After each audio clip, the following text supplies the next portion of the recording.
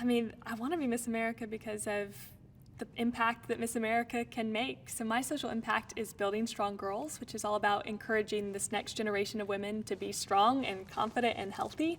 And to me, Miss America, especially Miss America now, is really capitalizing on that. And so that's why I want to be Miss America, to have a bigger voice, to bring more girls into that circle, and to really just empower this next generation. Right. Well, I think Miss America this year or Miss America 2.0, capitalizes on the individual women and their stories, and really just being authentic and genuine to who you are and what you're passionate about. And it's not that that wasn't the case before, but it's a little more, let's bring it to the forefront, let's capitalize, and let's have America really see what these women are all about. So I grew up primarily in a single parent household.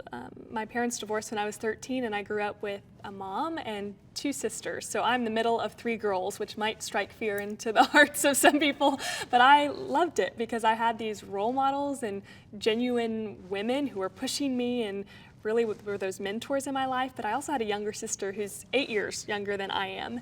And so I wanted to be that for her too. So that was the origin of it. But then as I really got into college, I started to see that women were facing kind of the same issues a lot of the time, and they were serious issues. It's suicidal thoughts, depression, comparison. We're getting into some really heavy, things, and even people within my own family were experiencing those. And so I said, well, what can I do? I went to college out of state, out of Colorado, and Building Strong Girls became this name and something that I could stand behind and say, okay, let's tackle the mental and the physical parts of what it means to be a strong woman, a strong girl.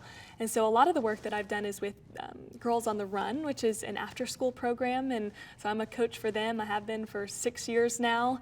And I get to meet with elementary school age girls and speak into their lives, teach life skills to them, and then we train for a 5K. So thousands of girls from across the state come and we run a 5K together. And that to me is the embodiment of these life skills that these girls need to learn, but also the physical side of let's really feel strong too.